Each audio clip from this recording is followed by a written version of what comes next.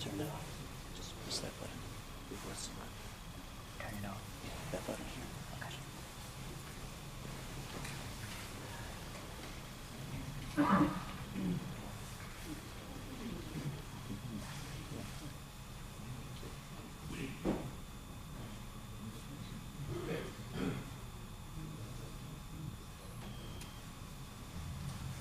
السلام عليكم ورحمة الله.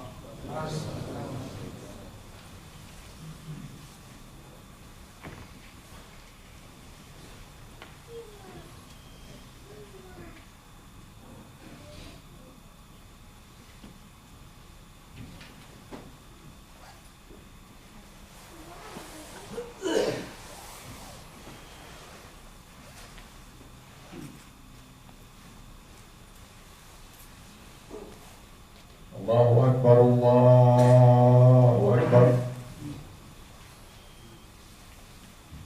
الله أكبر الله أكبر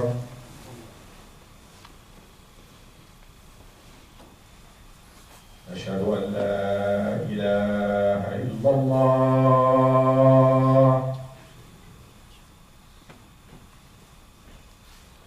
أشهد أن لا إله إلا الله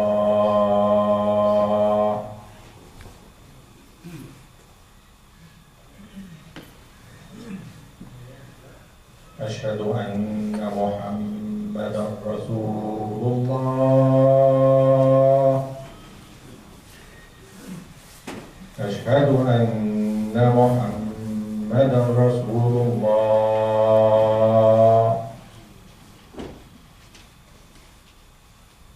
حي على الصلاة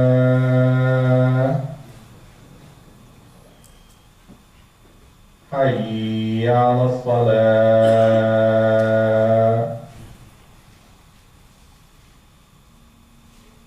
حي على الفلاح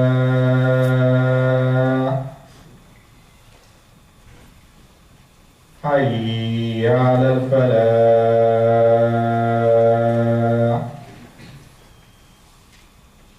الله أكبر الله أكبر لا إله إلا الله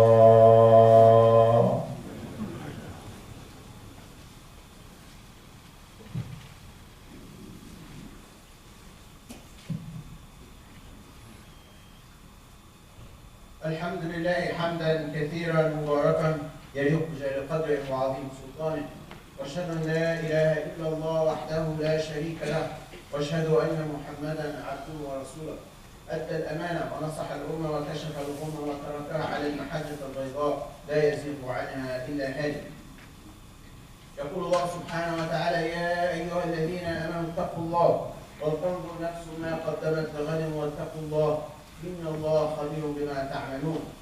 ويقول الله سبحانه وتعالى: وتعاونوا على البر والتقوى ولا تعاونوا على الإثم والعدوان واتقوا الله إن الله شديد العقاب. ويقول الله سبحانه وتعالى: يا أيها الناس اعبدوا ربكم الذي خلقكم والذين من قبلكم لعلكم تتقون. I bear witness there's no deity worthy of worship but Allah subhanahu wa ta'ala, the creator, the sustainer, the provider, and the lawmaker. That indeed He has revealed the law of the Quran, the last message upon His last messenger Muhammad, peace and blessings be upon him and all of those who follow him to the day of judgment. Allah subhanahu wa ta'ala commands us in the Quran, in Surah Al-Hashr: O you who believe, Ya ayyuha alladhina amanu ittaqullah. Recognize Allah subhanahu wa ta'ala, remember Allah subhanahu wa ta'ala, be God conscious. Create a barrier between you and the anger of Allah. As the Prophet ﷺ said, protect yourselves from the hellfire. Protect or put a shield between you and the hellfire, even if it is through part of the day. And shall a soul see what it has prepared for its tomorrow. For that day we depart this life, we are in our graves awaiting the day of judgment, accountability by Allah subhanahu wa ta'ala, and being questioned by the angels. And again in the same ayah, be God conscious. Have taqwa in your hearts. Have pure intentions for the sake of Allah subhanahu wa ta'ala. Indeed, He is all-knowing with what we do, or what you do. In Surah Al-Ma'idah, Allah subhanahu wa ta'ala commands us to cooperate on righteousness and piety.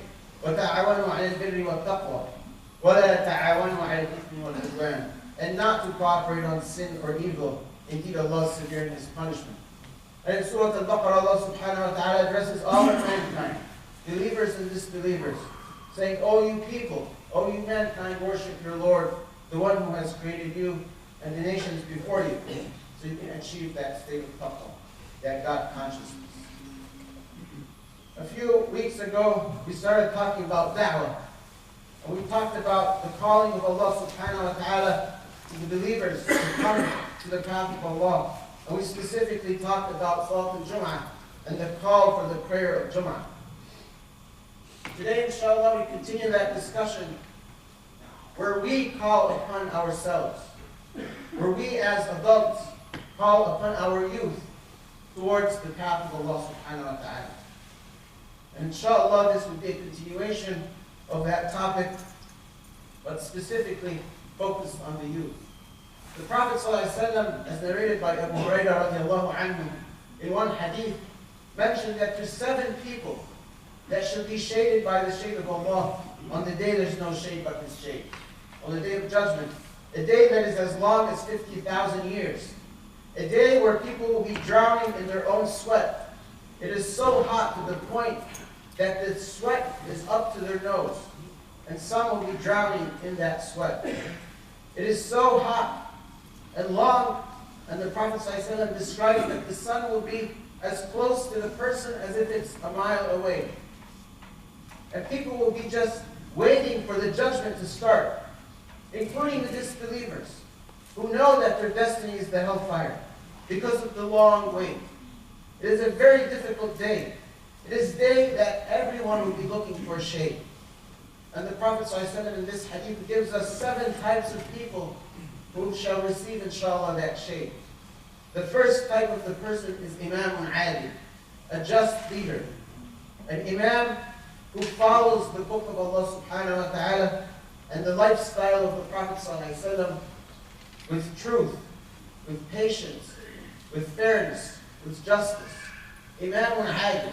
The second type of people, Shabun Nasha'a fi ta'atillah, a young person who was nurtured in the remembrance or the obedience of Allah subhanahu wa ta'ala, in the worship of Allah subhanahu wa ta'ala.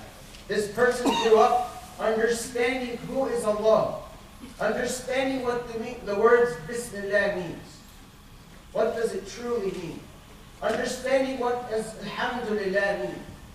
Performing the prayers, fasting, lowering the gaze, being respectful to the elders, helping the peers, looking after the old and the sick and the needy. Shabun nasha'a fi ta'atillah aw fi ibadatillah. A young person who was grown up into this state, this environment where he's nurtured and supported by his family, his community, just like a little plant that's coming out of the ground, and it's very weak and small. It's a very small, frail plant. وَرَجُلٌ قَلْبُهُ مُعَلَّقٌ بِالْمَسَاجِدِ وَرَجُلَانِ تَحَبَّ فِي اللَّهِ اجْتَمَعَ عَلَيْهِ وَتَفَرَّقَ عَلَيْهِ ورجل دعته امرأة ذات منصب وجمال فقال إني أخاف الله ورجل تصدق بصدقة فأخفاها حتى لا تعلم شماله مما تنفق يمينه. 7 or 6, 5 other types of people. 2 people who meet each other only for the sake of Allah subhanahu wa ta'ala at the masjid. They meet each other and they depart only through the salah. There's no other business between them. They only see each other at the masjid. They don't meet for business or for social events or for any other reason other than what brings them together is the remembrance of Allah subhanahu wa ta'ala. And a man whose heart is attached to the masjid, he's just waiting for the next salah, for the next opportunity to put his head down to Allah subhanahu wa ta'ala in the house of Allah. Someone who just can't wait for the next salah to come in. He cannot wait for the next Jum'ah. He cannot wait for Fajr. He's always attached to the masjid. And when he goes to the masjid, he doesn't just pray and leave right away. but he takes his time to maybe recite Quran. You know, as he's leaving this masjid, he feels a little bit of sadness. It's like when you leave a beloved person, someone that you really love, and you finish this meeting or discussion or that event or whatever, and you're leaving that person, you feel a little bit sad. That is that type of person. And a person who is invited by a woman of status and authority and beauty, and he says, no, inni akhafu Allah. I'm not going to accept your invitation. I fear Allah subhanahu wa ta'ala. Like Yusuf alayhi salam, a great example for all of humanity, who was arrested and under his will, against his will, went to the house of the king, was raised there, and then now the wife of the king, with her authority and power and beauty, she locked him up and invited herself, and he said, no. But it wasn't just because Yusuf alayhi salam, it's because Allah subhanahu wa ta'ala showed him a sign. If it was not for the burhan of his Lord, he might have done something that Allah subhanahu wa ta'ala does not approve of. But as Allah tells us in the Quran, it was that support he got from Allah subhanahu wa ta'ala, that guidance, that he said, no, inni akhafu Allah. And then a man who gives a charity with his left hand and his right hand does not know about it. So today we come across a lot of parents and educators who are sometimes frustrated. Our youth are not listening to us. My son talks back to me. My son doesn't go to the Jum'ah. He drags his feet to pray. Or my daughter's not putting on her hijab.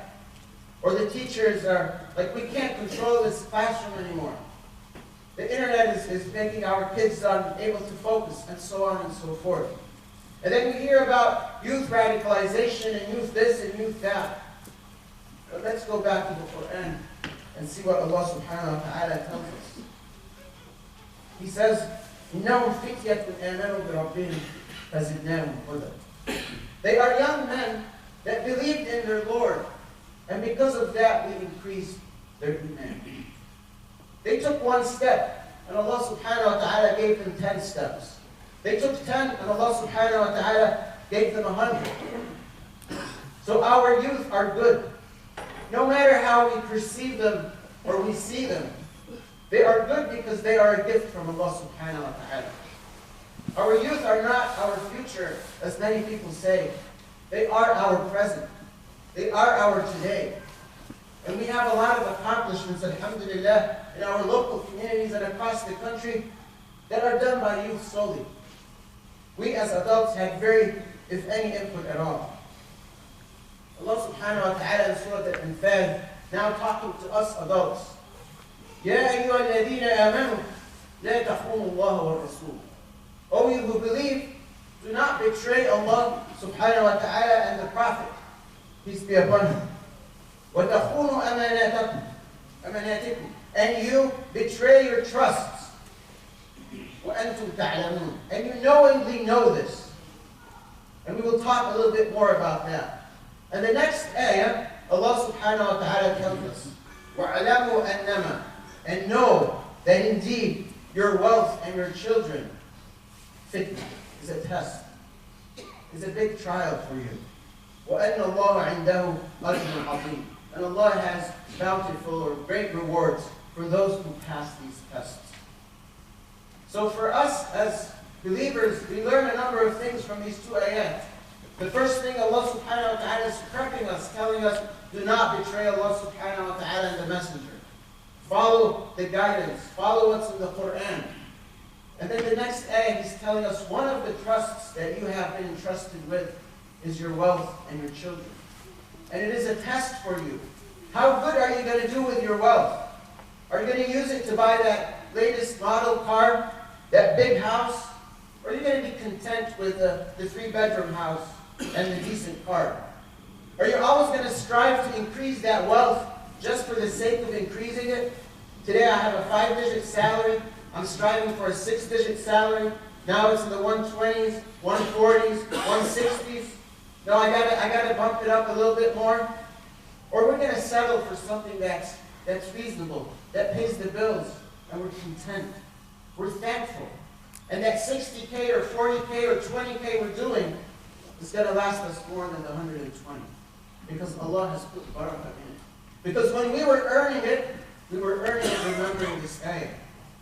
That this wealth we're accumulating, we have to disperse it quickly for the sake of Allah subhanahu wa ta'ala. It's not meant to stay in the bank account for 5 years or 10 years until my kids go to college. That was never meant.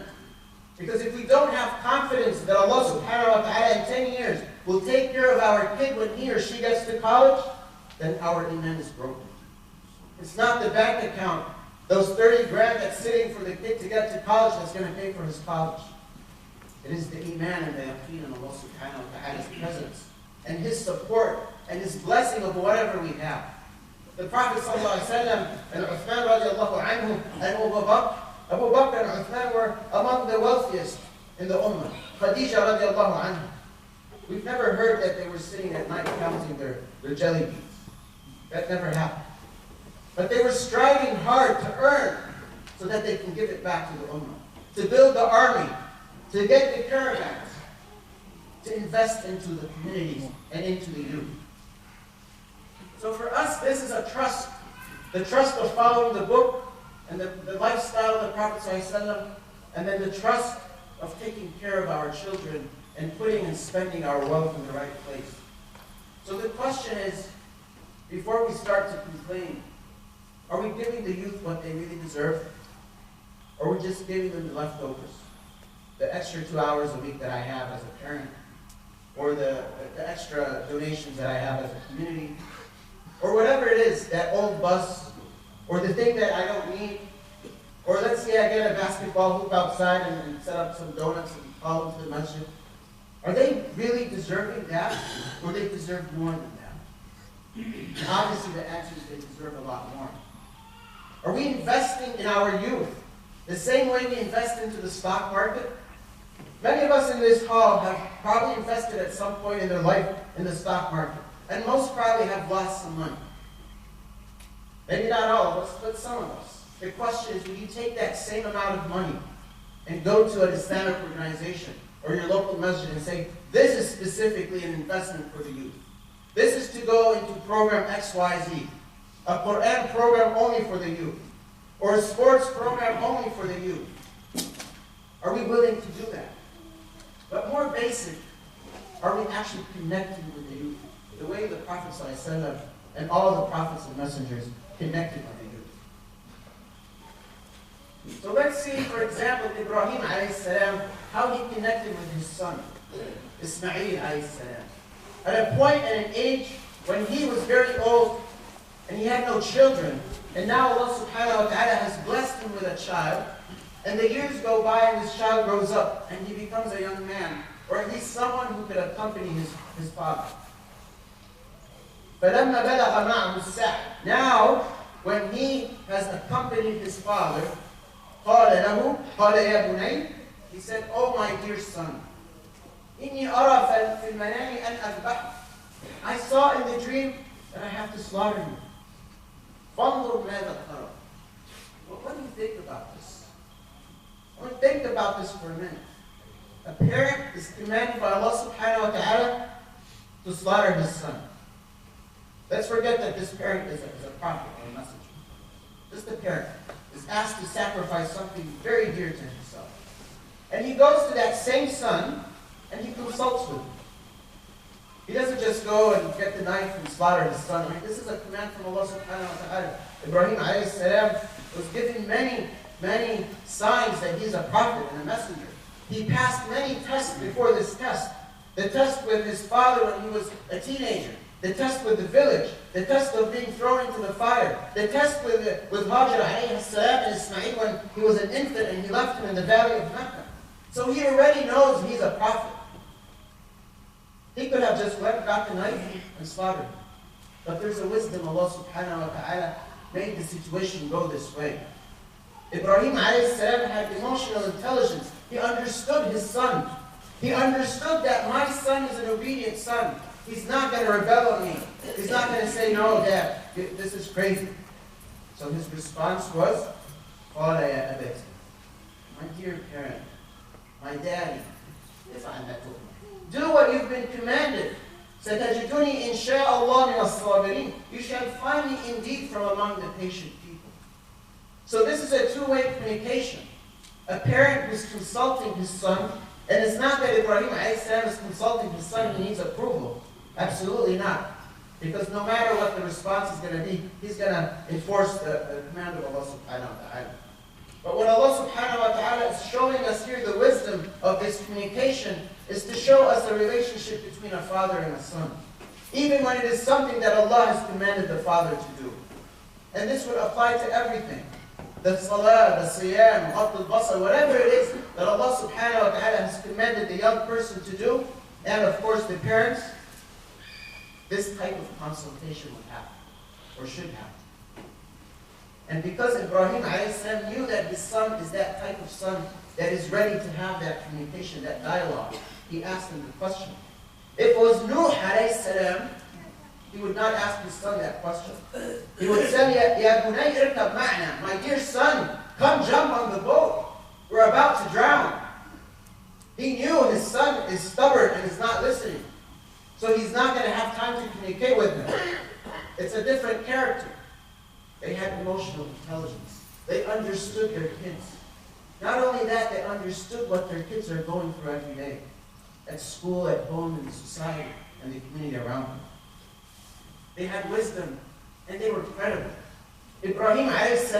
was a role model for his son. He was credible. He was not telling his son one thing and doing something different. Oh, my kid, go pray, but then you're not praying, or you're praying late. Or, oh, my kid, you got to focus and don't do this, but then my dad is working all day long. He comes back home at 9, 10 o'clock. He doesn't have time for the family. I see he's not spending enough time with my mom. He's not having a good family relationship with my mother. So where is this compassion? I don't see it in the family. So what are these values that we're talking about? What are these values that people tell me about in the masjid? I'm not going to follow this. It's not credible. And that's why you start to see the youth go away from the home and from the masjid.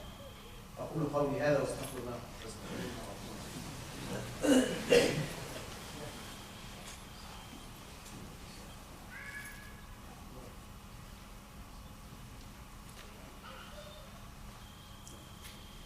الحمد لله رب العالمين والصلاة والسلام على سيدنا محمد خاتم الرسل النبيين. The Prophet ﷺ one day was walking by, and there was a young boy who had a pet bird, and it had passed away. And he left his companions. He told them, "You move on with the business. I'm going to spend some time with you." And for quite a while, a number of hours or a big portion of the day, the Prophet ﷺ, all he was doing was sitting down with that young boy talking to him. This is the leader of the ummah, someone who's very busy, who has very high priorities, who has to deal with Quraysh and the disbelievers of Medina, and a lot of troubles and tribulations, and new Muslims who are coming into the deen, and enemies, and people plotting, and new revelation coming down upon him. That is a big burden that he needs to communicate to the world. And then he has a family as well, and companions he has to direct and tell them what to do. But yet, he found time for this young boy, for something most of us today would take as trivial. A pet bird? Are you serious? I mean, there are people in our communities who say, "You took your cat to the doctor? Are you serious? You spent $200 on your cat?" Yes, it is a soul. That cat is what saved one woman, or a dog is what saved one woman from the hellfire. And the cat is what took another person to the hellfire. So yes, it is a responsibility. Those $200 or $1,000 or whatever it is that is in your ability to spend on that cat or bird, that is under your responsibility and trust that Allah said, do not betray that trust. It is a trust that Allah has given you. You can't say, "I'm not going to spend the $200 on the cat, but rather I'll go get a sweater for my kid." Because your kid already has 5 sweaters. But you need to save that cat. And if it takes $200 to take it to the doctor, then yes, this is Islam. And this is what our youth want to see. They don't want to hear ideals.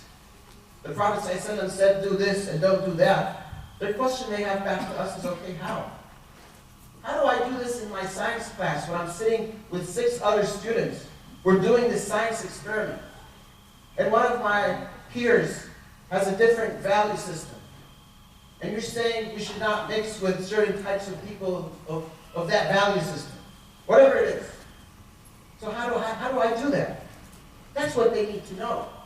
We can't just give them abstract knowledge. Achieving the knowledge is one thing, and then using it is a different thing. And that was the whole purpose of the first few khutbahs in the last number of months, which was the amal. The work has to complement the belief. Because alhamdulillah, the knowledge is in the books. We can read as much as we want. And we can be as great scholars as we want. But if we don't apply that knowledge to something, it's not going to help us. The Prophet ﷺ was a transformation agent. He transformed Bilal radiallahu anhu, of course with the guidance and the will of Allah subhanahu wa ta'ala, from a feeble, useless, valueless person or slave that his master could have sold or locked up or killed or whatever he wanted to do with him. And no one would question him. He transformed Bilal radiallahu anhu into a legacy. A legacy that every day, 5 times a day across the world, every second, reminds us of the greatness of Islam. Every second the sun sets at some point on this planet. And every second it is time for Maghrib on this planet. And every second the adhan is being made on this planet. That is a legacy that Bilal radiallahu anhu left for all of us. That is the result of the transformation that Islam brought to these young people. Bilal was in his early 20s when he accepted Islam. No social status, no money, no physical fitness, nothing at all.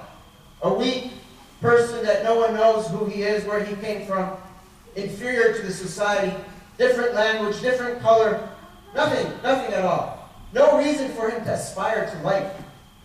But yet he transformed the world. And he spent the last months of his life in a sham giving da'wah, spreading the message. He said to Abu Bakr, if you freed me years ago so I could stay here in Medina and listen to you, then shall be it. But if you freed me for the sake of Allah subhanahu wa ta'ala, then let me leave the town of the Prophet and go somewhere else to spread the message. Because after the Prophet ﷺ passed away, Bilal could not take it anymore to be in Medina and not see the Prophet ﷺ there. So he decided to move north and spread the da'wah. Mu'adh ibn Jabal, another example of a young person who was transformed. At the age of 16, he was an ambassador to Yemen. And again, the Prophet ﷺ would sit down with him one-on-one and coach him and teach him and ask him questions. The example we gave about Ibrahim a.s. and Ismail not only shows us emotional intelligence, but when we study the ayat, we see what the secular body of knowledge today in management and leadership talks about when it comes to active listening, asking questions and paraphrasing. This is what he said. What do you think about this? That's a question. And he paraphrased it. And he delved on it. These are the values that Islam has brought when it comes to communicating with the younger generation. Mus'ab ibn Umayr, the 17 or 18-year-old who was an ambassador to the believers in Medina, the capital of the Muslimin, who was transformed from a spoiled, rich, wealthy teenager who had all the pleasures of his time, the fragrances, the horses, the great outfit, everything, like any teenager of today's time would want. He was transformed into a humble person with humility, someone who did not care about this world. He had the patience and the guts and the courage to be dragged across the streets of Mecca by his mother, where the kids would laugh at him and throw him with rocks and stones because he was a believer and she was a disbeliever, and yet he would still respect his mother. His mother at that age would still slap him on his face, and he would not push back because he was transformed into a state of Islam. So the question we ask ourselves is, how much have we invested truly into our youth? And we start at the very basic level, in our homes. Do we really talk to our kids? Do we really understand what they go through every day? When our kid comes to us and says, I want to go to the mall, do we understand what does that mean underneath the surface? Is it that they're bored? Or they want to go out with a school friend? Or they actually want to go shopping? Or they want to go out with us? It could be any of the 4, 5, 6, or 10, or infinite answers. But it's only a parent who communicates with his son or daughter who would be able to find out the answer. SubhanAllah, sometimes there are youth who approach us, before they even speak a word, we know what's on their mind. We know, like, this kid wants to go out and play football, or do basketball. Or sometimes they come up with an excuse, not that I want to play sports, but they just want to talk to someone. And they come up with an excuse, hey, you want to go play basketball? I mean, they know we're not going to play basketball. We're 40, 50 years old. I mean, we can't even walk a couple of steps.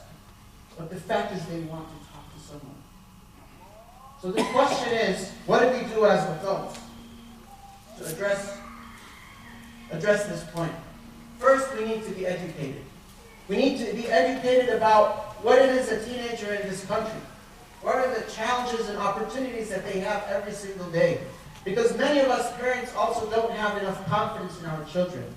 We don't think that they could really change the world like those 3, 4, leaders of the past. And we have leaders among us today.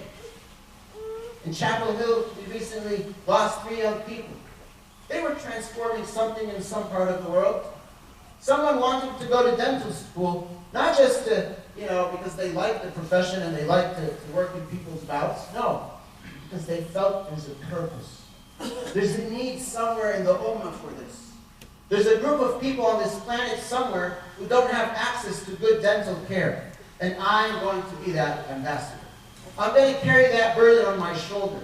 And as a young person, I'm going to join this nonprofit that's doing work overseas. And I'm going to go there in my summer breaks. I'm going to fundraise during my school year and spend my entire summer to spend that $20,000, $30,000, $50,000. That is leadership. And that is existing today. We have youth in our communities who started initiatives and organizations. If you've heard of DC Hidayah, an annual conference that brings people from all over the DC area. That was started by 16-year-olds. An organization that I run was started by 16, 17-year-olds 5 years ago. They did every single thing. And other organizations. We have people who have memorized the Quran at the age of 8 and 9. But the question is, what are we doing after that? Because the Quran is not meant to just sit in the heart. It's meant to be applied. So the job does not stop there. Actually, the job starts there. Now we got the knowledge. Let's put it into action. So the first thing is we have to have confidence in our youth. We have to know that they're all good. They're all perfect. They're not evil people. One day I was sitting with a 14-year-old brother who was locked up because he killed someone. And this young person, subhanAllah, had a very kind heart. When you sit down and talk to him, he's so kind, so gracious. He loves his mother so much. But then you ask yourself the question, why would he kill someone? And the answer is because he was raised on the streets. He never knew who his father was. His mother embraced Islam at some point in her life.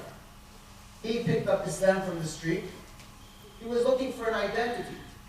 He wanted to belong to something, so he picked Islam and he found that it made sense.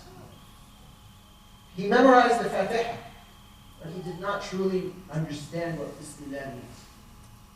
He did not know how to connect a gun with Bismillah. He did not know how to apply Surah Al-Fatiha in his life. So whatever he felt he could do, he did. We ask Allah subhanahu wa ta'ala to forgive him and all of us. The second thing we want to do is invest. Invest our money, our time, our effort. We cannot be laid-back parents. It's Friday, 7 o'clock, you just came back from work, you're tired, exhausted, it's a long week, and your teenager comes up to you and he drops me off at the masjid, and it's like, no, go get a ride from someone, or hitchhike, or I'm too tired. Talk to your mom. That cannot be the answer. Or the mom, go talk to your dad, I'm busy cooking. As we do these great dishes, whatever it is, eggplant or biryani or whatever it is, and we're nurturing their bodies, we need to nurture their spirits as well. Our kids would like, yes, the delicious food, but what's more important to them is our presence. We can do really, really bad food that doesn't taste well and they'll still eat it. But if we're there for them, that's going to last a lifetime. So we need to learn about parenting. We need to learn about teenagers. We need to learn about the American culture because that's where we are. Fact of the matter. Whether you're from Egypt or Pakistan or wherever you came from, the fact of the matter is you live here, your kids were born here, and this is where all they know. And every day they go through different types of things. Whether it's pressures at the school from an administrator or a peer, to bullying, to temptations, whatever it is that they're going through. If we don't understand what these things are and how they work, we're never going to connect. The Prophet ﷺ, when a man came to him and said, "Idhani bizina," give me permission to fornicate, he did not slap him on his face. He did not lock him up. He started to coach him. He asked him questions. He had a dialogue. Then he made dua for him, and he put his trust in Allah subhanahu wa ta'ala. We need to talk their language, so we can't just give them theory. What does this haram mean? And why is it haram? And how do you apply this in your life? Well, we have to sacrifice. We have to come out of our comfort zone. As we mentioned in the Surah Al-Anfal at the beginning, this is a test. So it's not meant to be easy. And they're not going to, launch automatically on autopilot somehow. They're 18 and they're out of here. No. They're with us for a lifetime. Number 5, it takes an ummah to raise an ummah. So yes, they are your children, but the whole community is responsible. The masjid is responsible. The school is responsible. Every one of us is responsible for the other family's kids. Because it takes an ummah to raise an ummah. You cannot raise your child in a vacuum. If everyone is doing something and you're going by a different set of values, you're going to drown in the middle. So we all have to congregate together and support the values of the Prophet ﷺ. And then lastly, we have to love our kids and show that love and express that love.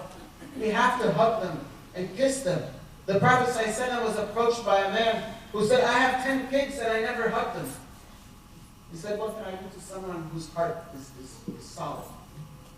So it is, yes, the tradition and the sunnah of the Prophet ﷺ to embrace them and hug them and show them that love.